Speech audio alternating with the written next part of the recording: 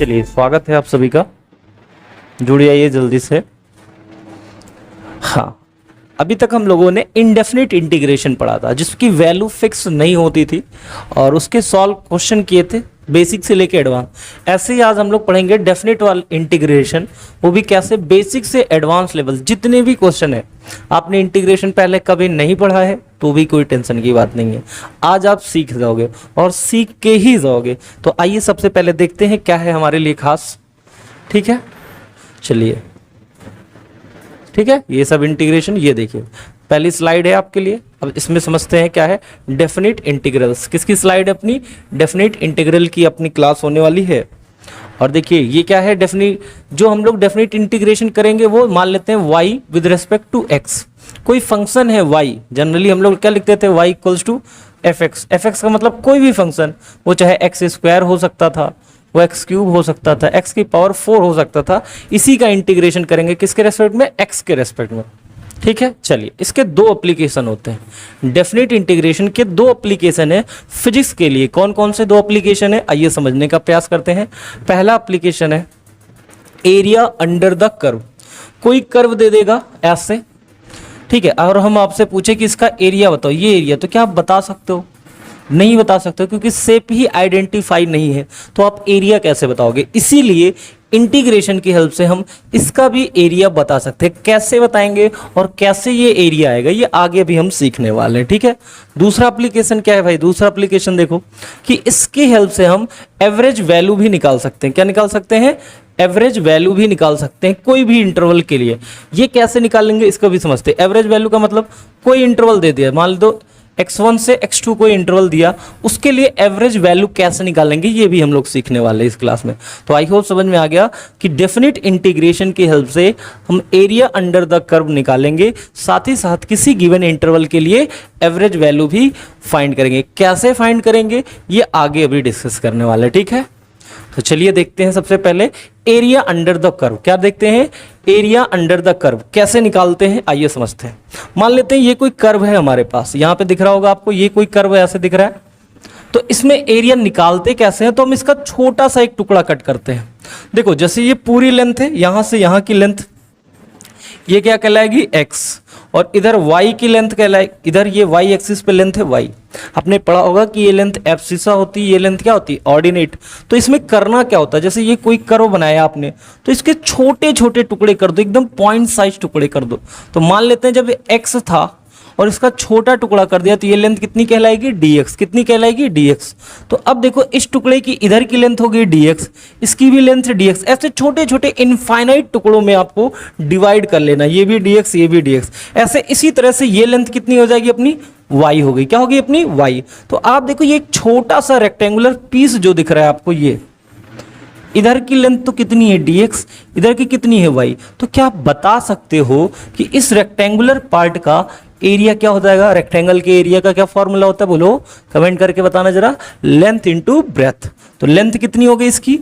dx, और ये breath कितनी हो गई? y, या y dx। तो एरिया कितना आ गया? y dx। समझ में आया? ऐसे ऐसे किसका होगा? इसका भी होगा, इसका भी होगा। ऐसे कितने एरिया होंगे आप बताओ जरा, कितने एरिया होंगे? ऐसे इनफाइनाइट एरियाज होंगे। कितने एरियाज होंगे? Infinite area. तो इन सब को, जैसे 2 होता तो 2 को ऐड कर देते, इनफाइनाइट टर्म है, इन सब को ऐड करने का प्रोसेस यहां से लेके कहां तक? इनफाइनाइट तक। तो ये जो हमारा प्रोसेस कहलाता है वो क्या कहलाता है? इंटीग्रेशन। समझ में आ गई बात? छोटे छोटे पार्ट में जिस भी कर्व का एरिया निकालना हो क्या करेंगे? उसे हम छोटे छोटे पार्ट में डिवाइड करके उन सबको इनफाइनाइट टर्म तक ऐड कर दे। और इनफाइनाइट टर्म ऐड करने के लिए मैथमेटिशियन ने क्या सिंबल बनाया? ये इंटीग्रेशन का सिंबल। ये हम लोग ऑलरेडी डिस्कस कर चुके हैं डेफिनेशन इंटीग्रेशन में। अब मान लो हमको यहां से लेके यहां तक का एरिया चाहिए, अल्फा से लेके बीटा तक का एरिया चाहिए। तो क्या करना है? यहां पे लिख देना है अल्फा और यहां पे लिख देना है बीटा। ये नीचे है, लोअर पार्ट है, तो इसलिए इसे बोलते हैं लोअर लिमिट। क्या बोलते हैं इसे? Lower limit. ये बताता है कि ग्राफ स्टार्ट कहां से है, वो एरिया जो आप लेना चाह रहे हो उसको स्टार्टिंग कहां से है। तो ये क्या है? अल्फा। जाना कहां तक है? बीटा तक। तो ये लिमिट हो गई, इसे बोलेंगे हम अपर लिमिट। समझ में आया क्या? एक बार जरा साथ में बताना क्या करना है हमें। किसी भी कर्व का, जिस भी कर्व का आपको एरिया चाहिए हो तो उसे क्या करो, छोटे छोटे छोटे छोटे स्मॉल पीसेस में डिवाइड करो। कितने स्मॉल पीसेस? इनफाइनाइट हो जाएंगे। और इनफाइनाइट स्मॉल पीसेस को ऐड करने का क्या तरीका होता है भाई? क्या तरीका होता है? इंटीग्रेशन। इनफाइनाइट टर्म में ऐड कर दे, जहां से जहां तक का एरिया चाहिए। मान लो हमें अल्फा से चाहिए था बीटा तक, तो नीचे लिख देंगे हम अल्फा और यहां लिख देंगे बीटा। सॉल्व कैसे करेंगे ये अलग प्रोसेस। मान लो यहां से सॉल्व करना होता, कोई लिमिट है अल्फा की बजाय मान लो m है और m तक का सॉल्व कर रहे हैं, तो लिमिट क्या रखी जाती है? जरा बताना कमेंट करके। m से लेके n तक की लिमिट रखी जाती। m क्या हो जाता थी यहाँ पे? Lower limit. n क्या हो जाता है यहाँ पे? Upper limit. तो आई होप आपको समझ में आया कि लोअर लिमिट का कॉन्सेप्ट क्या है और अपर लिमिट का कॉन्सेप्ट क्या है। समझ में आ गया क्या? बताइए जल्दी से कमेंट में, अगर समझ में आ गया तो आगे बढ़ा जाए भाई। चलिए फिर अगली स्लाइड पे आते हैं और देखते हैं क्या आपके लिए। जैसे ये रहा सवाल। अब ऐसे सवाल को हम लोग करेंगे कैसे? देखो जैसे ये आ गया, फाइंड वैल्यू ऑफ इंटीग्रेशन। ये क्या लिखा है? 2। यहां क्या लिखा है? 4। यहां लिखा है 2, यहां लिखा है 4। तो लोअर एंड पे क्या लिखा है? 2। तो ये क्या हो जाएगी? 2 हमारी क्या हो गई? Lower limit. क्या हो गई? Lower limit. 4 क्या हो गया हमारा? Upper limit. आप अपर लपर देख के घबराएं बिल्कुल नहीं, आप तो बस इसे ऐसे सॉल्व कर दे। अगर ये लिमिट ना लगा होता तो ये क्वेश्चन कुछ ऐसे होता क्या? 4x dx। और इसका इंटीग्रेशन हम लोगों ने इंडेफिनिट इंटीग्रेशन में पढ़ा था। जरा पढ़ा था तो बताना क्या होगा इंटीग्रेशन। कांस्टेंट टर्म बाहर और x dx का इंटीग्रेशन क्या होगा? बोलो तो सही, अरे बोलो तो सही, क्या होगा? x square by 2। याद आया क्या? चाहो तो सॉल्व कर लो। क्या आ गया? 2x square. आप देखो जो नॉर्मल इंटीग्रेशन करते थे ना वही आप कर देना। बस ये अब इंटीग्रेशन आप कर चुके हो तो इसको ऐसे बॉक्स में बंद कर देना। एक बार इंटीग्रेशन करना है, कैसे करना है? इंडेफिनिट वाले तरीके से। उसके बाद इसको बॉक्स में ऐसे बंद कर देना है और यहां पे अपनी लिमिट लगा देनी है। कौन सी लिमिट लगा देंगे भाई? यहां देखो नीचे लिखा है 2 तो यहां लिख देंगे 2 और यहां हो गया 4। समझ में आ गई बात? अब ध्यान से समझना। यहां हो गया लोअर लिमिट, यहां हो गई अपर लिमिट। क्या करना है फिर से बोलना, जरा मन में बोलना आप। जैसे नॉर्मल इंटीग्रेशन करते थे, ये ना होता तो पिछला इंटीग्रेशन था कि नहीं था? था ना। तो हम क्या करेंगे? इसे भूल जाएंगे। इसे क्या करेंगे? भूल जाएंगे कि यहाँ पे कुछ लिखा हुआ। मैं इरेज कर देता हूँ इधर के पार्ट को। भूल जाएंगे कि यहाँ पे कुछ लिखा है और नॉर्मल जैसे डेफिनिट इंटीग्रेशन होता था वैसे कर दिया। अब उसके बाद क्या करना है? अब देखो वेरिएबल कौन, कांस्टेंट कौन? ये तो क्या हो गया अपना कांस्टेंट, ये क्या हो गया अपना वेरिएबल। तो कांस्टेंट को ब्रैकेट से कर दो बाहर, कांस्टेंट को क्या कर देना है? ब्रैकेट से बाहर, और यहां लिखना है जो भी वेरिएबल है। अब जहां भी वेरिएबल है, जैसे क्या लिखा है वेरिएबल यहाँ पे x, अब वेरिएबल नहीं रह गया, उसके प्लेस पे क्या लिख देना है? Upper limit minus lower limit. समझ लेना ध्यान से, लिमिट कैसे रखते हैं। मान लो fx limit a to b है तो वैल्यू क्या लिखी जाएगी? Upper limit minus lower limit. क्या लिखी जाएगी? Upper limit minus lower limit. मतलब इस फंक्शन के प्लेस पे वैल्यू पहले अपर लिमिट पुट की जाएगी फिर लोअर लिमिट। पहले अपर फिर लपर, पहले अपर फिर लोअर। समझ में आया? अपर लपर में कंफ्यूज नहीं होना, पहले अपर लिमिट फिर लोअर लिमिट। तो फिर रख दो भाई, यहाँ x का स्क्वायर है तो अपर लिमिट क्या है भाई? 4, तो लिख देंगे 4 का स्क्वायर माइनस लोअर लिमिट 2 का स्क्वायर। सॉल्व कर ले। अरे बोलो भाई 4 का स्क्वायर कितना हो गया? 16। 2 का स्क्वायर कितना हो गया? 4। तो 16 यहाँ लिख दिया 16 माइनस 4, तो बोलो कितना हो गया? 16 माइनस 4 12, 12 इंटू 2 24। अब देखो ये वैल्यू डेफिनिट आई कि इनडेफिनिट? डेफिनिट आई, इसीलिए इसे बोलते हैं डेफिनिट इंटीग्रेशन। अभी इससे पहले क्या आता था? यहाँ पे c लिखना पड़ता था, कांस्टेंट टर्म के बारे में पता नहीं होता था, पर यहाँ पे पता रहेगा। आई होप आपको समझ में आ गया हो। घबराने की बात नहीं है, एक क्वेश्चन से समझ में नहीं आएगा और क्वेश्चन करेंगे तो कॉन्सेप्ट आपको अच्छे से क्लियर हो जाएगा। समझ में आया? पहला स्टेप क्या करना है? जैसे नॉर्मल इंटीग्रेशन करते थे वही करके बस ये ब्रैकेट लगा के ऐसे ही सॉल्व करना है। एक क्वेश्चन और लेते हैं आपके लिए, फिर आप इसे खुद से सॉल्व करोगे तो आपको आ जाएगा। ठीक है, बताइए भाई यहां तक बात समझ में आई क्या? चलिए एक क्वेश्चन मैं आपको खुद से देता हूं।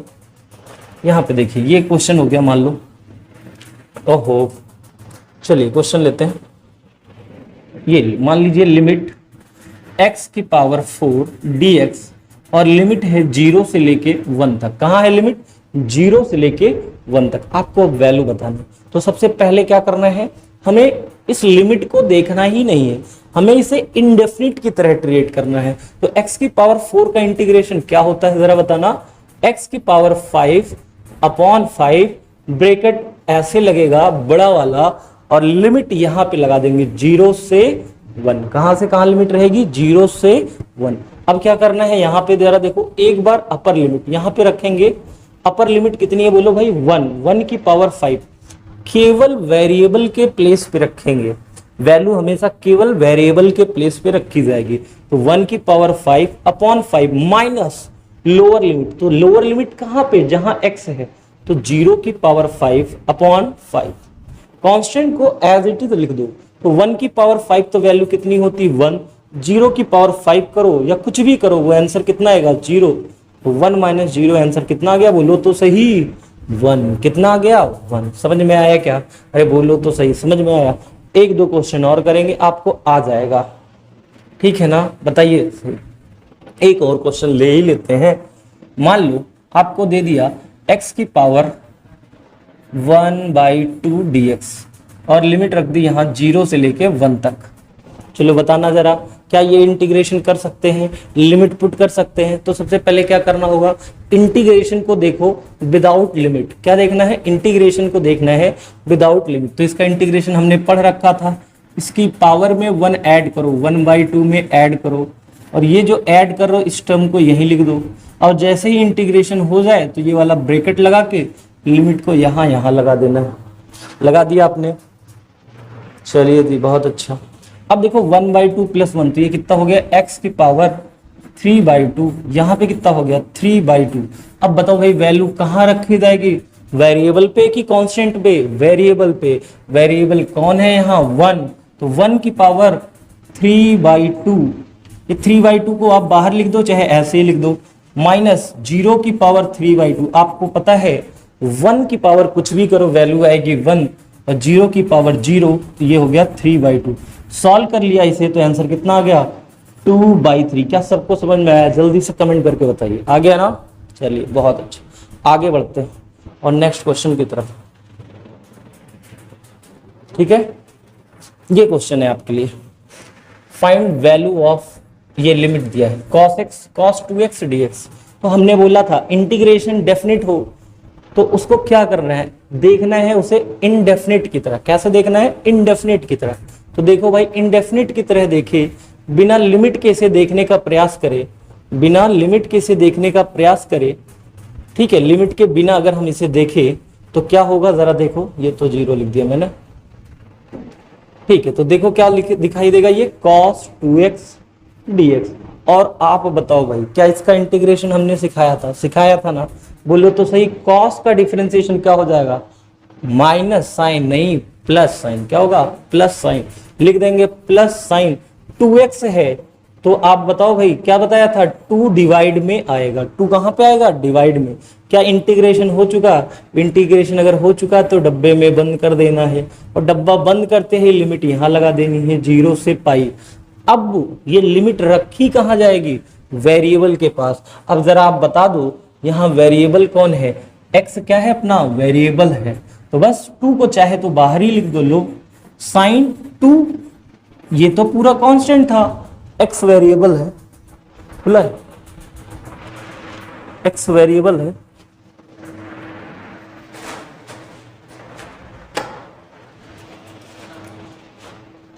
तो वेरिएबल के प्लेस पे रखते हैं pi minus sine, lower limit ये हो जाएगा साइन 0। तो साइन 2 पाई और साइन 0। तो साइन 2 पाई की वैल्यू अब आपको आनी चाहिए। साइन 2 पाई की वैल्यू क्या होती है? भूल गए तो कोई बात नहीं। आप सोचे साइन का ये ग्राफ था, 0 से स्टार्ट होता है, 2 पाई पे खत्म। तो साइन 0 की वैल्यू अगर 0, तो साइन 2 पाई की वैल्यू भी कितनी हो जाएगी? 0। तो साइन 2 पाई की वैल्यू कितनी होगी? 0 माइनस साइन 0 की वैल्यू 0। तो 0/2 यानी कितना आ गया? 0। क्या आपको समझ में आया? बोलो तो सही। 0 की बजाय अगर हम यहाँ पे क्या रख देते? 0। क्या आंसर समझ में आ गया आपको? चलिए जी, बहुत अच्छा। ये आपको वैल्यूज आनी चाहिए। मतलब यहाँ पे डेफिनिट इंटीग्रेशन में क्या खास करना है, उसको हमें इनडेफिनिट ट्रीट करके फिर बाद में वैल्यू पुट करना है। आसान है। एक क्वेश्चन और करेंगे प्रैक्टिस आपकी अच्छी हो जाएगी। एक ट्रिग्नोमेट्री फंक्शन भी ले लिया हमने। मान लो इसी क्वेश्चन में लिमिट यहाँ पे π/2 कर देता, क्या कर देता है लिमिट π/2, तो क्या करेंगे, कुछ नया करेंगे क्या बताओ। फिर से वही cos 2x का इंटीग्रेशन बोलो तो सही, पीछे डेफिनेट इनडेफिनेट में बहुत प्रैक्टिस कराई, बोलो क्या आएगा sin 2x/2 लिमिट 0 से लेके π/2। अब बताओ भाई सही, अब तो इंटीग्रेशन हो चुका, अब क्या करें लिमिट पुट करें। लिमिट कहां पे पुट करनी है, कांस्टेंट में कि वेरिएबल में, कहां पे वेरिएबल में। बहुत अच्छा, वेरिएबल कौन है यहाँ पे x है ना, x तो 1/2 तो कांस्टेंट था बाहर, sin 2x की बजाय π/2 माइनस sin 2 इंटू 0। अब बोलो जरा 2 से 2 तो कैंसिल हो गया, ये 1/2 यहाँ क्या हो गया जरा बताना, sin पाई, क्या हो गया sin पाई, और यहाँ पे कितना हो गया sin 2 इंटू 0 मतलब sin 0, sin 0 की वैल्यू 0 और sin पाई की वैल्यू कितनी होती है, कमेंट करके बताना जरा। sin पाई की वैल्यू कितनी होती है, 1 होती है। कितनी होती है, 1 होती है कि -1 होती है। आपको कंफ्यूजन हो, ग्राफ बनाओ देखा करो, ये 0, ये π/2, ये कितना पाई, कितनी होती है sin पाई की वैल्यू 0, तो ये हो गया 0, 0 माइनस 0, आंसर कितना है 0। अब इसका मतलब क्या हर बार 0 ही आएगा, नहीं, कुछ वैल्यूज पे फिक्स हो गया है इसलिए आंसर आ रहा। मैं यहीं पे लिमिट π/4 कर देता तो यहाँ पे वैल्यू सब कुछ वही रहती, यहाँ पे क्या रखा जाता π/4 और यहाँ तो मान लो 0 ही रहता, तो अब π/4 रख देते तो 2 से 2 कैंसिल होता, कितना था π/2, कितना रखते π/2, और sin π/2 की वैल्यू कितनी होती 1, तो आंसर कितना आ जाता 1/2। समझ में आया। तो लिमिट कहीं भी बदल सकता है। देखो ऐसे तो मैथ में बहुत ज्यादा इंटीग्रेशन पढ़ना होता है, बट फिजिक्स के पॉइंट ऑफ व्यू से इतने इंटीग्रेशन जितने हम लोग कर रहे हैं सफिशिएंट है। ठीक है, एक क्वेश्चन और करते हैं। ठीक है, मान लो यहाँ पे cos 2x की बजाय sin 2x दे देता, sin 2x। चलो लिमिट भी वही रखते हैं 0 से π/, चलो पाई ही रखते हैं लिमिट। अब जरा बताओ, कमेंट करके आंसर बताओ, साइन का इंटीग्रेशन क्या cos x की माइनस cos x, ना ना ना माइनस cos x, तो लिख देंगे माइनस cos 2x/2। इंटीग्रेशन हो चुका है, इंटीग्रेशन होते ही जितने भी कांस्टेंट टर्म है कहां कर दो बाहर।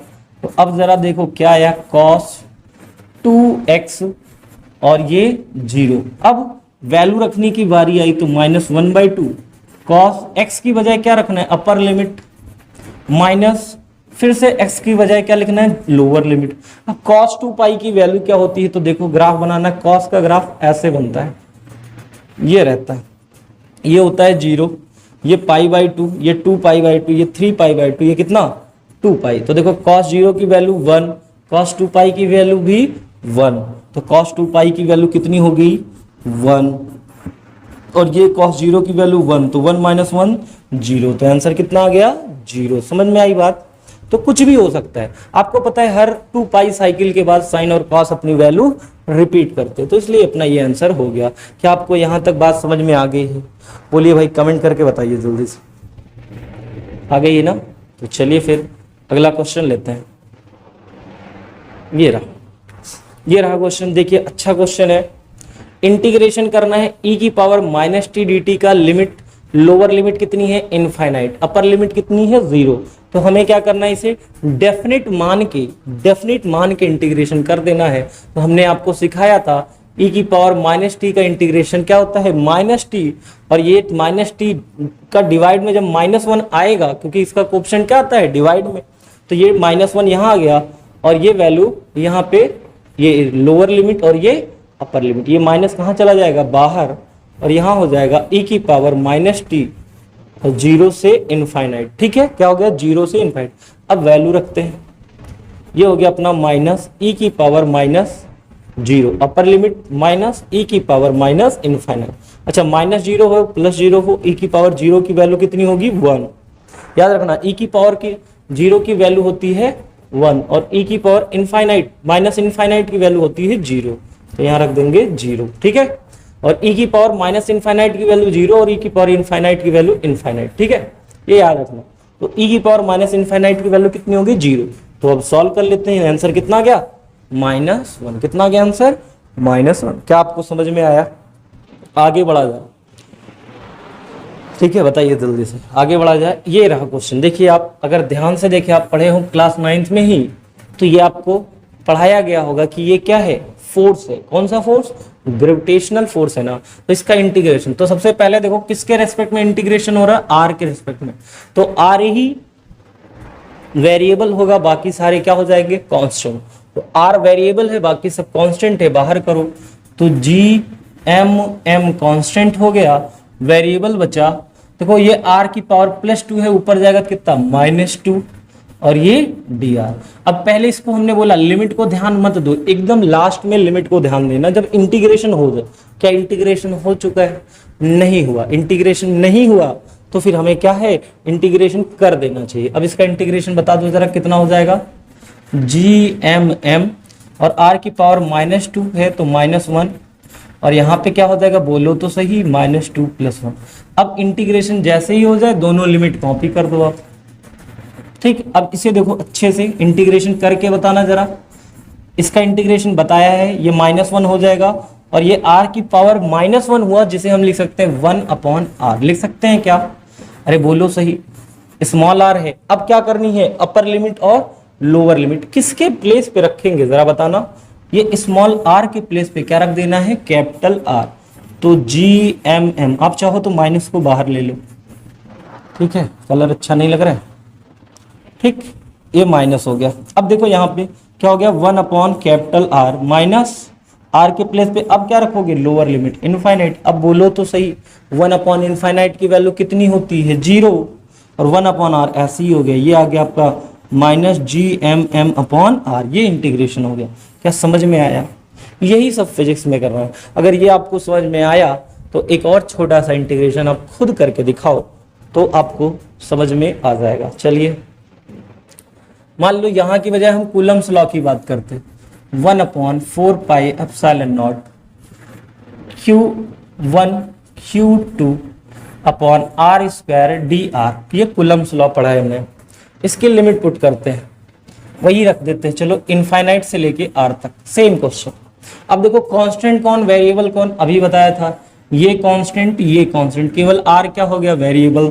तो बताओ भाई 1/4πε0 कहाँ चला गया, बाहर, Q1 Q2 ऐसे ही रह गया, और ये पार्ट हो गया r² dr। और इसका इंटीग्रेशन अभी तो किया था ना, बताओ जरा कितना आएगा, अरे बताओ तो सही कितना आएगा, -1/r। कितना आ जाएगा, -1/r। तो ये माइनस यहाँ ले लेते हैं, तो आ गया 1/4πε0 Q1 Q2। और अब लिमिट रखने की बारी आ गई, तो लिमिट बोलो जैसे है एज इट इज रख दो। अब कॉपी करो, पहले अपर लिमिट फिर माइनस लोअर लिमिट।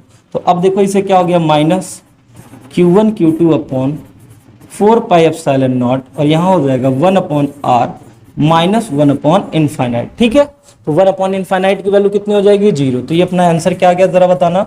मैं इधर लिख देता हूँ, माइनस, अच्छे से लिख देते हैं, 1/4πε0 Q1 Q2/r। तो आई होप आपको ये इंटीग्रेशन भी समझ में आ गया हो। बताइए जल्दी से कमेंट करके, क्या ये इंटीग्रेशन आपको समझ में आया। यही डेफिनेट इंटीग्रेशन है, ठीक है ना। चलिए ये रहा इंटीग्रेशन, ये तो हो ही गया। चलिए मान लेते हैं कि कोई एक फंक्शन है। अब जरा हम लोग इंटीग्रेशन सीख चुके हैं, एवरेज वैल्यू निकालना सीखते हैं। जैसे मान लेते हैं कोई फंक्शन है fx, y इक्वल्स टू कोई फंक्शन है क्या, fx, और उसकी जो एवरेज वैल्यू निकालनी है x1 से लेके x2 तक निकालनी है। कहां तक निकालनी है, x1 से लेके x2 तक। तो जो फॉर्मूला बन के आता है वो क्या आता है, देखो जरा, एवरेज वैल्यू निकालने का फॉर्मूला होता है fx एज इट इज, उसका इंटीग्रेशन कर देना है। समझिएगा ध्यान से, क्या कर देना, उसका इंटीग्रेशन, और जिस रेंज तक बोले, मान लो x1 से x2 तक है तो लिख देंगे x1 x2, वही पुराना। यहाँ पे एक नया टर्म आ जाएगा, क्या, यहाँ x2 x1 dx। ये एवरेज वैल्यू का तरीका है निकालने का, इंटीग्रेशन की हेल्प से एवरेज वैल्यू निकालने का ये तरीका है। भाई इसको आप ऐसे याद रख सकते हो, जैसे हम अगर आपसे पूछे एवरेज का फॉर्मूला बताओ नॉर्मल, तो आप क्या लिखते थे, sum of total term upon sigma F. तो ये वही सिग्मा ही बेसिकली क्या हो गया, इंटीग्रेशन, और ये dx जिसके रेस्पेक्ट में करते थे, ये सिग्मा x होता था ना, वही चीज है, बस सिग्मा की वजह क्या आ गया, समेशन यानी इंटीग्रेशन, तो वो फार्मूला बन गया। तो फार्मूला याद रखेंगे तो एवरेज वैल्यू आ जाएगी। क्या करना है, न्यूमरेटर में फंक्शन का इंटीग्रेशन करके डिनोमिनेटर में जिसके रेस्पेक्ट में कर रहे हैं उसकी इंटीग्रेशन करके वैल्यू को पुट कर देना। आई होप अब आपको समझ में आ गया होगा। चलिए जी आगे बढ़ते हैं और देखते हैं कोई क्वेश्चन है क्या आपके लिए। ये रहा क्वेश्चन, कह रहा है कि find average value of a function y equals to x square. y equals to x square दे रखा है और उसका किस इंटरवल में, -1 से लेके 2 तक। कहां तक, -1 से लेके 2 तक में हमारा निकालना है। तो क्या करना है, फार्मूला बोलो जरा, इंटीग्रेशन x1 x2, एक दो बार बोलेंगे याद हो जाएगा, fx dx अपॉन में, ये इंटीग्रेशन का सिंबल है, ठीक है, इंटीग्रेशन dx और लिमिट x1 से लेके x2 तक। तो बहुत आसान है, फंक्शन क्या है यहाँ पे, एक्स स्क्वायर लिख दिया हमने, एक्स स्क्वायर dx कहां से कहां तक निकालनी है, -1 से 2, तो ये लोअर लिमिट हो जाएगी, ये अपर लिमिट, अपॉन में dx -1 से 2 तक। अब आप बताओ भाई, इसका इंटीग्रेशन तो हम लोगों ने सीखा है ना, अरे बोलो तो सही, dx ये यहाँ पहले न्यूमरेटर का, एक्स स्क्वायर dx का इंटीग्रेशन बताओ तो सही क्या होगा, x³ अपॉन 3। क्या करनी है, लिमिट्स लगा देनी, -1 2, यहाँ पे बताओ ये dx, ये इसको कैंसिल कर देता है, याद आएगा आपको, ये x हो जाएगा और ये 2 और ये -1। अब क्या करेंगे, वैल्यू रखेंगे कहां पे, कांस्टेंट में कि वेरिएबल में, वेरिएबल में। वेरिएबल कौन है यहाँ, x, तो यहाँ x का क्यूब है तो अपर लिमिट। अब थोड़े थोड़े प्रोसेस और थोड़े थोड़े स्टेप मन में, जैसे अपर लिमिट रखेंगे यहाँ पे तो 2 का क्यूब कितना हुआ बोलो तो सही, 8 माइनस, अब -1 का क्यूब कितना होगा, -1, और यहां भी माइनस है तो माइनस माइनस प्लस अपॉन 3, ठीक है, ये तो ऐसे ही रहा ना। ऐसे यहां पे क्या रखेंगे, अपर लिमिट 2 माइनस, फिर यहां पे ये वाली लोअर लिमिट तो माइनस माइनस प्लस। तो अब जरा देखो कितना आया, 9/3 अपॉन 3। सॉल्व कर लेते हैं इसे, तो ये इससे कैंसिल होके 3 आया, इससे कैंसिल होके 1, या फिर आप लिख सकते थे 9 और ये यहाँ पे जाता तो 9/9 कितना हो जाता, 1। तो याद क्या रखना, एवरेज वैल्यू के लिए ये फॉर्मूला याद रखना पड़ेगा, ठीक है। अगर आपको फॉर्मूला याद रहेगा तो एवरेज वैल्यू भी आसानी से आ जाएगी। आई होप अब आपको समझ में आ गया होगा, ठीक है। जैसे ये एक क्वेश्चन है, अच्छा क्वेश्चन है, मैं इधर लिखता हूं, हो सकता है आपको कम समझ में आया हो। I equals to I0 sin t, इसका इंटरवल बताना है और टाइम कितना लेना है, 0 से लेके पाई तक। तो फिर से वही इंटरवल देखना है, तो ये अब की बार फंक्शन की वैल्यू कितनी हो गई, ये हो गया। तो क्या करते थे, इंटीग्रेशन फंक्शन की वैल्यू I0 sin t, अब t है तो यहाँ पे dt, ठीक, क्योंकि ये टाइम दिया है ना, तो किसके रेस्पेक्ट में डिफरेंस होगा, dt, तो यहां भी वही चीज लिखेंगे dt। अब क्या करेंगे भाई, लिमिट लगा देंगे, क्या लगा देंगे, लिमिट्स। तो बोलो जरा, लोअर लिमिट क्या होगी, पहला टर्म, पहला नंबर लोअर लिमिट, दूसरा term upper limit, lower limit upper limit. अब भाई देखो यहाँ पे ये कांस्टेंट है तो बाहर गया, I0 बाहर चला गया, I0 कहां चला गया, बाहर चला गया अपना ना। तो अगर I0 बाहर चला गया तो sin t का इंटीग्रेशन क्या हो जाएगा बोलो, माइनस cos t, तो लिख देंगे माइनस, तो बाहर चला गया cos t, लिमिट बोलो तो सही 0 से लेके कहां तक, पाई तक, और ऐसे ही यहां का इंटीग्रेशन तो ये कैंसिल हो जाता है, तो t आएगा, लिमिट रखेंगे 0 से पाई। अब देखो कुछ प्रोसेस धीरे धीरे मन में लगाने पड़ेंगे तभी आपकी फिजिक्स आसान होगी।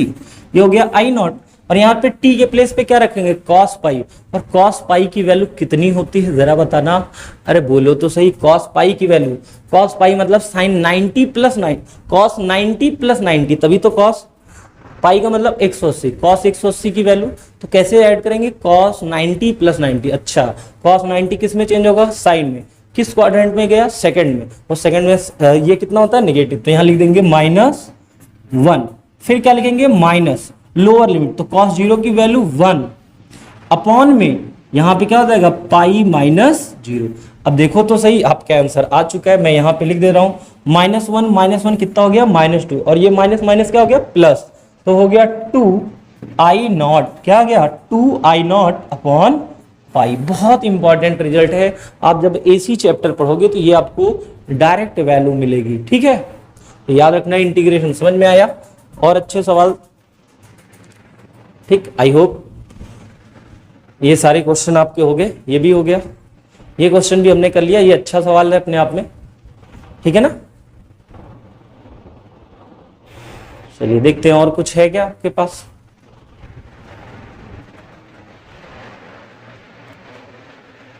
चलिए बस इतना ही था आपके पास।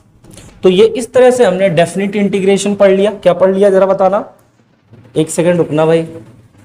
हाँ, इस तरह से हमने डेफिनेट इंटीग्रेशन सीख लिया, डेफिनेट और एवरेज वैल्यू निकालना सीख लिया, जो कि बहुत इंपॉर्टेंट है आपके फिजिक्स के पॉइंट ऑफ व्यू से। आई होप अब आपको समझ में आ गया होगा कि कितना इंपॉर्टेंस है इस बात का। समझ में आई बात? क्या अब आप डेफिनेट इंटीग्रेशन के क्वेश्चन कर लेंगे और एवरेज वैल्यू निकालना सीख जाएंगे? अरे सीख जाएंगे ना। और अगर आप सीख जाएंगे तो बेसिक मैथ की क्लासेस यहीं पे खत्म होती हैं। एक क्लासेस है ग्राफ की, वो मैं बीच में कभी ले लूंगा, और इसके बाद जो अपना चैप्टर चलेगा वो चलेगा वेक्टर।